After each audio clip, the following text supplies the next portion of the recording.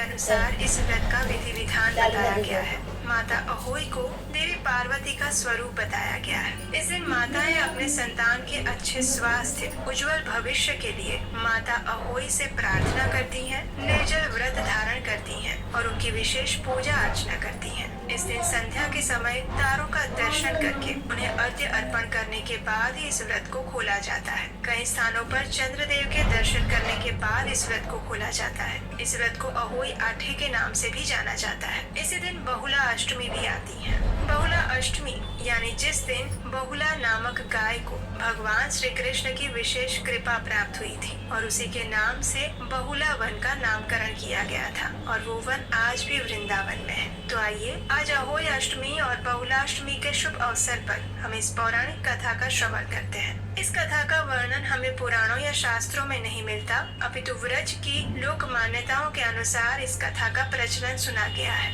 एक समय वृंदावन में एक गाय थी और उसका नाम था बहुला। एक दिन वो अपनी साथी गायों के साथ गोवर्धन की तलहटी में हरी भरी घास चल रही थी और उसी समय कहीं से एक बाघ ने आकर उस पर आक्रमण कर दिया। बहुला ने उस बाघ से दूर जाने के अनेक प्रयास किए। थक हार कर वो एक पेड़ के पीछे छिप गई, लेकिन बाघ ने उसे पकड़ लिया था। बहुला ने उस बाघ से बहुत अनुरोध किया कि वो उसे छोड़ दे, क्योंकि उसने अभी अभी एक शिशु को जन्म दिया है और उसकी बच्ची के लिए उसका अपना दूध अत्यंत महत्वपूर्ण है।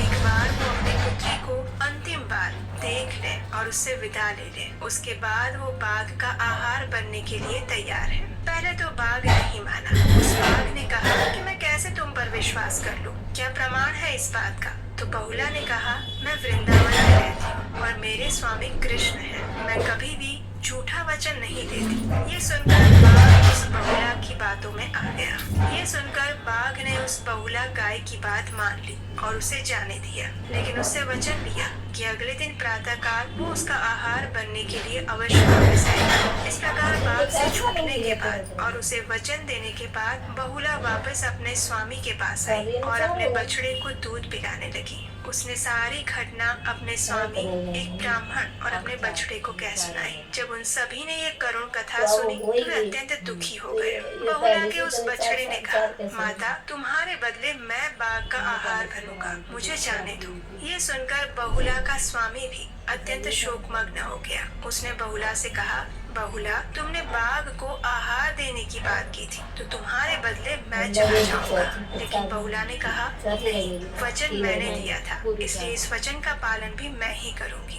इस प्रकार रात्रि बीत गई। बहुला ने अपनी बच्ची को दूध पिलाया, उससे अंतिम विदा ली और फिर निकल पड़ी अपने वचन का पालन करने के लिए। जब बहुला उस बाघ के पास पहुंची तो उसने देखा कि वहाँ पर उस गाय का स्वामी और उसका बछड़ा वहाँ उपस्थित थे। वे तीनों ही बाघ का आहार बनने के लिए तैयार थे और एक दूसरे के प्राण बचाने के लिए प्रार्थना कर रहे थे। अब बाघ ने देखा कि ये तीनों ही उसका आहार बनने के लिए लालायित है और ये देखकर वो अत्यंत प्रसन्न हो गया। जब ये बाघ सोच ही रहा था कि आखिर सबसे पहले मुझे किसको अपना आहार बनाना चाहिए, और उसी क्षण भगवान श्री कृष्ण अपने सुदर्शन चक्र के साथ वहाँ पर आ गए। भगवान श्री कृष्ण गायों और ब्राह्मणों के रक्षक माने जाते हैं और इसीलिए तो उनकी महिमा का गान गाते हुए कहते हैं, नमो ब्राह्मण देवाय गौ ब्राह्मण हिताय च जगद्धिताय कृष्णाय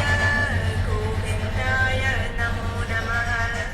भगवान श्री कृष्ण धर्म के अधिष्ठाता देवता और व्रजवासियों के रक्षक हैं। उन्होंने बाघ के पास जाकर उस बाघ से कहा कि यदि वो गाय और उसके परिवार पर दया दिखाएगा तो उसे चिरकालीन यश प्राप्त होगा। भगवान श्री कृष्ण ने आगे कहा कि इस बहुला गाय ने अपना वचन पालन करते हुए यहाँ उपस्थित होकर अपनी प्रतिबद्धता व्यक्त की है, इसलिए उस बाघ को उसे छोड़ देना चाहिए।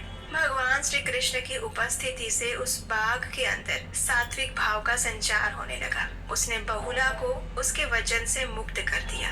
इस प्रकार बछड़ा और बहुला का स्वामी दोनों ही बहुला के प्राण बच जाने के कारण अत्यधिक प्रसन्न हो गए और भगवान को बारंबार प्रणाम करके उनके प्रति कृतज्ञता व्यक्त करने लगे। भगवान श्री कृष्ण की कृपा से वे स्वयं को धन्य अनुभव करने लगे। भगवान श्री कृष्ण ने इस बहुला गाय की सत्य निष्ठा और प्रामाणिकता से प्रसन्न होकर उसे वरदान दिया कि आज से जिस वन में ये घटना हुई थी उस वन का नाम होगा बहुला वन, और जिस दिन ये घटना हुई थी वो दिन था बहुलाष्टमी, यानी कार्तिक मास के कृष्ण पक्ष की अष्टमी तिथि। भगवान श्री कृष्ण ने उस बहुला गाय को आशीर्वाद दिया कि अगले जन्म में वो भगवान की पत्नी बनेगी, और इसीलिए भगवान की अनेक भार्याओं में से एक भार्या का नाम बहुला भी है, और इसीलिए आज की इस तिथि को बहुला अष्टमी के नाम से भी जाना जाता है। तो यह है भगवान श्री कृष्ण की करुणा, दया और उनकी कृपा।